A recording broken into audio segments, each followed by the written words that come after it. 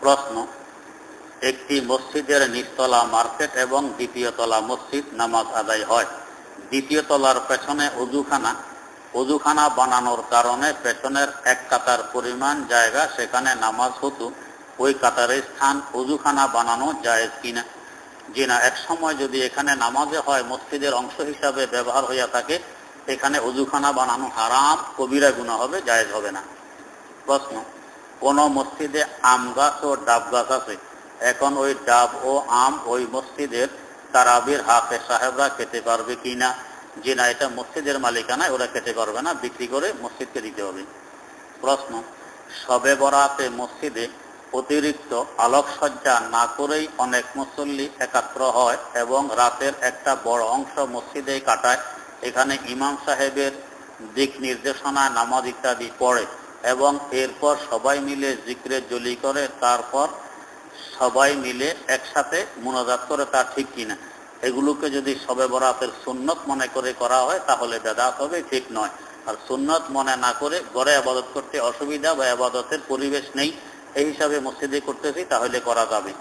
প্রশ্ন, মাসালা মাসাইল জানার জন্য মাওলানা ইউসুফ ইসলাহির লিখিত আসান ফিকহ নামক কিতাবটি কি পড়া যায়? এই ব্যাপারে সবচেয়ে ভালো কিতাব বেহেশতি জেওয়ার, ওইটা পড়বেন।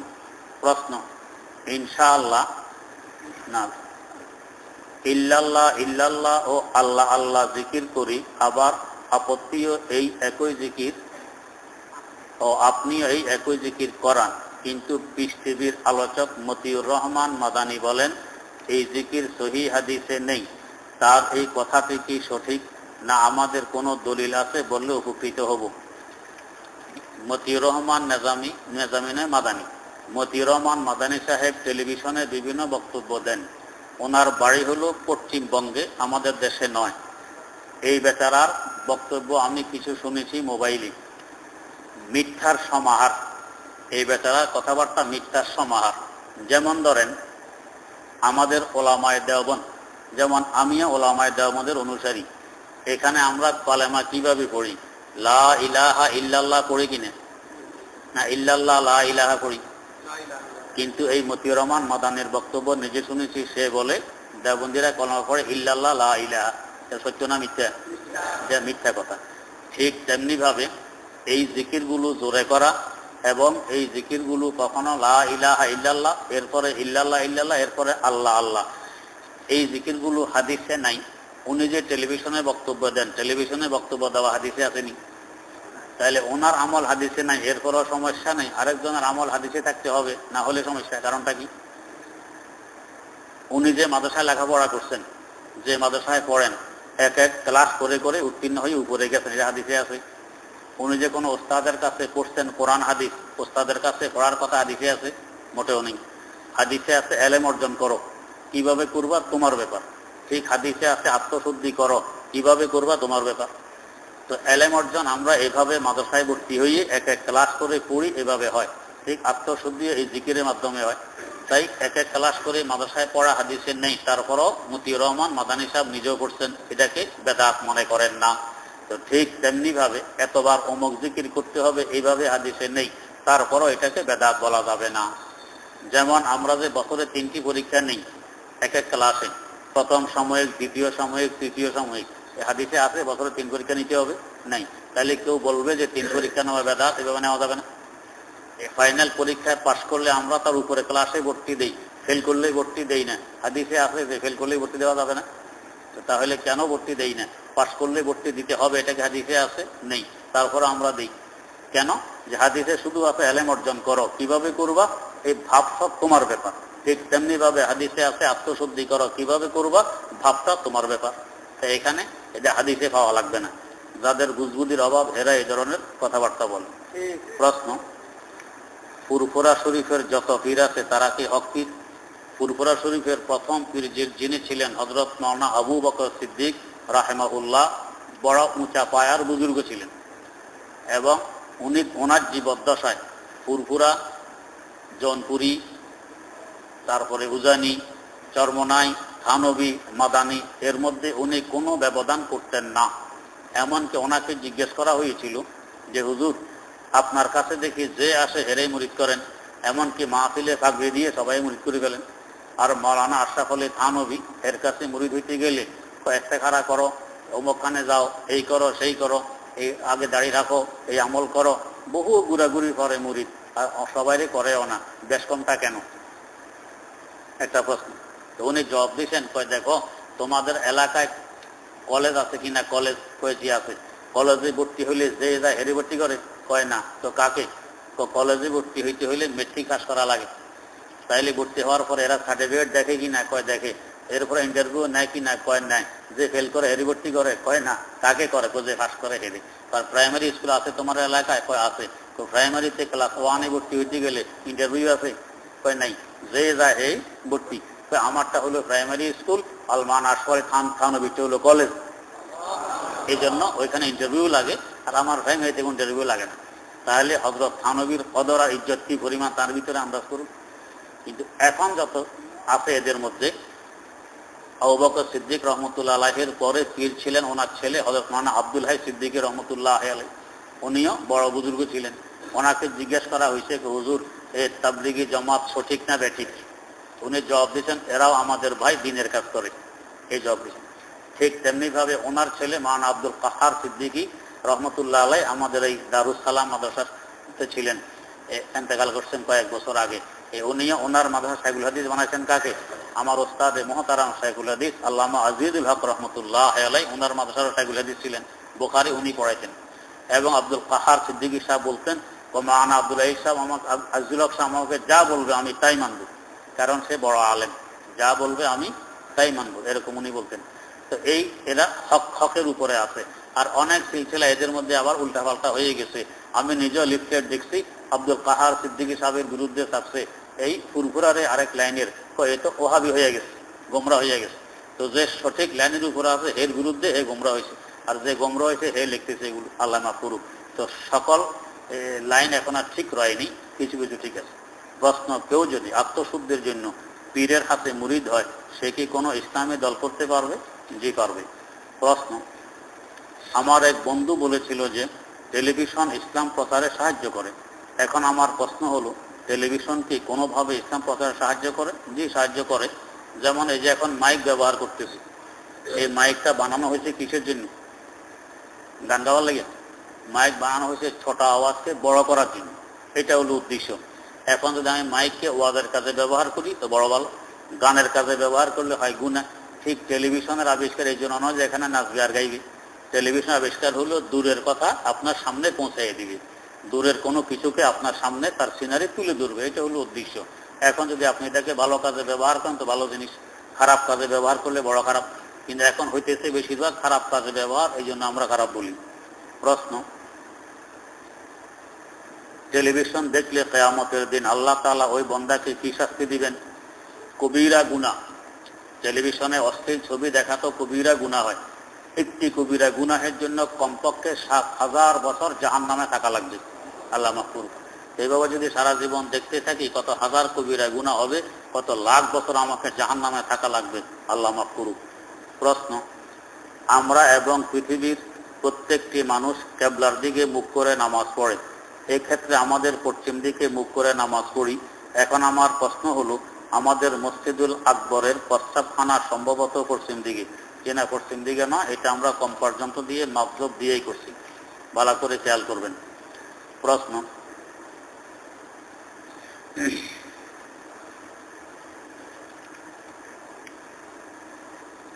মুফাসসির হওয়ার মৌলিক শর্ত সমূহের নকলি দলিল কি? মুফাসসির হইতে পারে ওই ব্যক্তি যে ব্যক্তি তাফসীর বোঝে। তাফসীর বোঝা মানে আরেকজনের অনুবাদ দেখে বোঝার নাম নয়, এটা তো হলো হাওলাতি বোঝা, যে সরাসরি আরবি থেকে বুঝে সে তাফসীর বোঝে। সরাসরি আরবি থেকে না বুঝে আমি তাফসীর করতে বসলে আরেকজনের বাংলা, কারণ হে কতটুকু বুঝছে না বুঝছে, কারণ কোরআন শরীফের বাংলাতে হিন্দুরাও লিখছে, খ্রিস্টানরাও অনুবাদ করছে, ইহুদিরাও করছে, অনেকেই করছে। তো সত্য করলো না অসত্য করলো আমি নিজে বুঝতে পারলাম না। যেমন কোরআন শরীফে আছে, সাল্লু আলাইহি ওয়া সাল্লিমু তাসলিমা, তোমরা আমার রাসূলের উপর দুরূদ পাঠ করো এবং সালাম পাঠ করো। এখন এই সালামকে ইংরেজিতে কি বলে? সেলুয়েট। তো সেলুয়েট যেহেতু সালাম, এখন ডিকশনারি দেখতেছে সেলুয়েটের পদ্ধতি কি, কাকে বলে। তো ডিকশনারিতে সেলিউটের পদ্ধতি হইল, দেখবেন যখন কোনো আর্মিদের সামনে আমাদের কোনো মন্ত্রী মিনিস্টার আসে অথবা আর্মিরা কারো গণ্যমান্য কারো কবরের কাছে যায়, তো যে কি করে এক লাঠি মাটির মধ্যে মারে, এরপরে বুকে এক থাপ্পড়, তারপরে হাত উঠা, এটা হলো সেলিউট। তো এখন এটা বাস্তব কথা বলতেছি, এক পীর সে ইংরেজি অনুবাদ দেখা এই আয়াতের ব্যাখ্যা লিখছে এই সেলিউট। তো আমি জিজ্ঞেস করছি, তাহলে আল্লাহ রাসূলকে যে সালাম দিবেন আপনি তো সেলিউট করেছেন, রোজা পাকের কাছে গিয়ে এখন মাটিতে এক লাঠি মারবেন, এরপরে বুকে এক থাপ্পড়, তারপরে হাত তুলবেন, এটা আদব হবে না বেয়াদবি হবে? এখন আর কথা কয় না। তো এইভাবে কোরআন শরীফ হাওলাতি বুঝলে তো তাফসীর করতে পারবে না, নিজে আরবি বুঝতে হবে। তারপর প্রশ্ন, যদি কোনো ছাত্র মসজিদে পড়ারত থাকে আর তখন ওই মসজিদে জুমার আজান হয়, তাহলে তখন তার পড়া মাকরু হবে কি? জি, মাকরু হবে। প্রশ্ন, শরীয়তে জিম করার বিস্তারিত বিধান কি? বা জিম আমি বুঝি না, জিম কি? হ্যাঁ, ব্যায়াম করে। ও, কিছু ব্যায়াম তো আছে, এগুলো বৈধ, জরুরিও হয়। আর বিশেষ করে 5 ওয়াক্ত নামাজ যদি ঠিকভাবে পড়ি, অতিরিক্ত ব্যায়ামের প্রয়োজন পড়ে না। আর ব্যায়াম করতে হলে তার সবচেয়ে ভালো দিক হলো কাজ করি, কোদাল মারি, সবজি ক্ষেত করি, মাটি কাটি, বোঝা এখান থেকে ওইখানে নেই, এটা হলো আসল ব্যায়াম। তাহলে শরীরেরও উপকার হইলো, মাঝে মধ্যে আমার কাজও হইলো, এটা ব্যায়াম।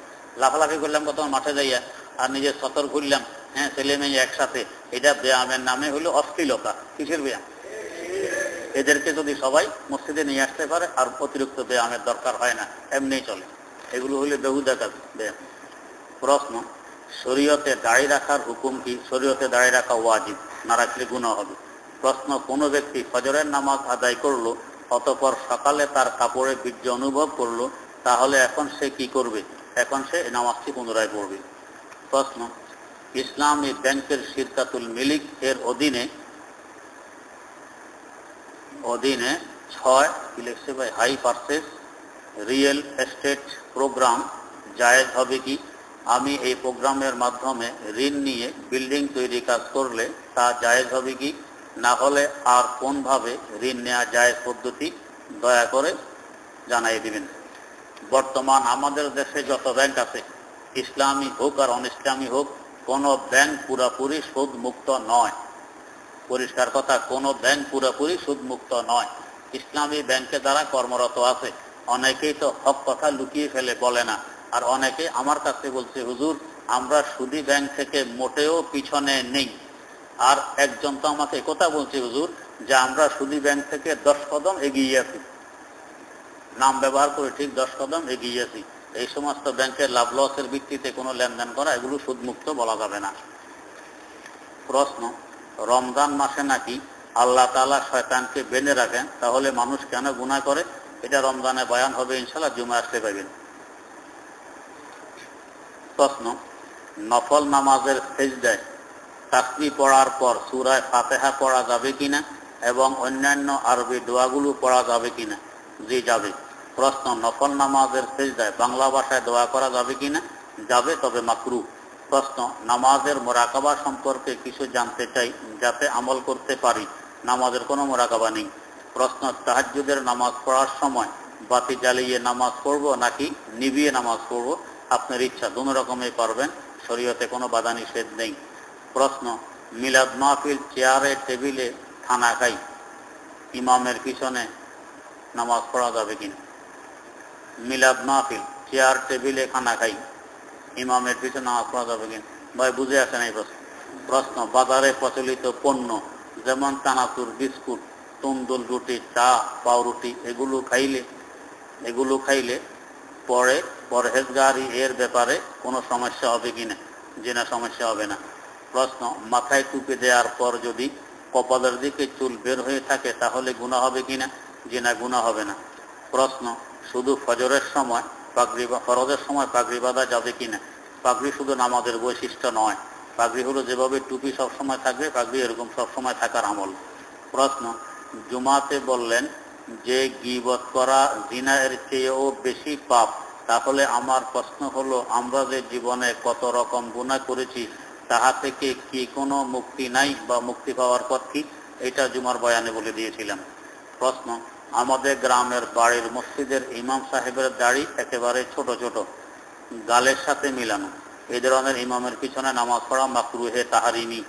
প্রশ্ন, অত্র মসজিদখানা একটি স্বনামধন্য মসজিদ। এখানে দিনে দিনে মুসল্লির সংখ্যাও বাড়ছে। বিশেষ করে আপনার বয়ানের সময় মুসল্লি দ্বারা পুরো মসজিদ ভরপুর হয়ে ওঠে। আমরাও দূর দূরান্ত হতে বিবি বাচ্চা নিয়ে আসি, কিন্তু পরিতাপের বিষয় মসজিদের সাউন্ড বক্স এবং ফ্যানগুলোর অবস্থা খুবই নাজুক। এই ব্যাপারে আপনার মাধ্যমে সম্মানিত মসজিদ কমিটির সদয় দৃষ্টি কামনা করছি। আসলে ফ্যান ঘুরলে তো কিছু আওয়াজ হয়। আমরা এই সাউন্ড সিস্টেম ঠিক করার জন্য অনেক প্রচেষ্টা করছি। তুলনামূলক এখন মনে হয় একটু ভালো আছে, নাড়তে গেলে আরো সমস্যা হয়ে যায়। প্রশ্ন, সৌদি সরকার নাকি শিয়া সম্প্রদায়কে হজ করার জন্য সৌদিতে যাওয়া নিষেধ করেছেন, কথাটা কতটুকু সত্য? আমার জানা নেই। প্রশ্ন, ব্যক্তিগত কারণে আমাকে থাইল্যান্ডে এক বাড়ি অবস্থান করতে হয়। ফজরের নামাজ তাদের সাথে জমাতে পড়ি। তারা রুকু থেকে উঠার পরে হাত তুলে মুনাজাত করলো, এরপর সরাসরি সিজদায় চলে গেল। আমি হাত তুলিনি, আমার নামাজ হয়েছে কি? জি হয়েছে। প্রশ্ন, মিরপুর 10 নম্বর থেকে 100 টাকা দামের 3টি স্টাম্প কিনি 360 টাকায়, অথচ এই 3টি স্টাম্প হাইকোর্ট এরিয়া থেকে আনতে কিনতে হয় 700 টাকায়। আমার প্রশ্ন, 1000 দাবি করে। আমার প্রশ্ন হচ্ছে, যারা এরূপ অন্যায়ভাবে টাকা দাবি করে, টাকা হাতিয়ে নেয়, শরীয়ত দৃষ্টিতে তাদের হুকুম কি? সরকারি যে মূল্য, সেই মূল্যে আপনি কিনবেন, তবে যাতে কিনবেন সে যদি দূরে কোথাও থেকে নিয়ে আসে, তার পারিশ্রমিক হিসাবে পারিশ্রমিক যে পরিমাণ ওইটা নিতে পারবে। অতিরিক্ত নিলে জুলুম হবে। প্রশ্ন, নেয়ামল কোরআন বইটি কতটুকু নির্ভরযোগ্য? নির্ভরযোগ্য নয়। প্রশ্ন, অনেকে উপকার করে বারবার তা বলে অথবা অন্যদের খাবার খাওয়ানোর পর ফোঁটা দেয়, এর কারণে কি তার আমল ধ্বংস হয়ে যায়? যে হাদিস শরীফে আছে আমল ধ্বংস হয়ে যায়, 1 পয়সা সওয়াবও পাবে না। প্রশ্ন, নাসিরউদ্দিন আলবানীর কিতাব কি নির্ভরযোগ্য? যে না, ওনার কিতাবে ভুলভ্রান্তি ভরা। প্রশ্ন, বাজি ধরা কি হারাম? জি, বাজি ধরা হারাম। প্রশ্ন, আল কাউসারে দেখলাম 1000 ডেগে কোনো কিছু দেওয়া ও খাওয়া উভয়টি হারাম। জি, একেবারে সহি কথা। প্রশ্ন, কিছু কিছু তাবলিগি ভাইয়েরা তাদের এই তাবলিগকে উম্মুল ফরজ বলে, এটা কি সঠিক? যে না, সঠিক নয়। বলে কিনা এটাও সন্দেহ আছে।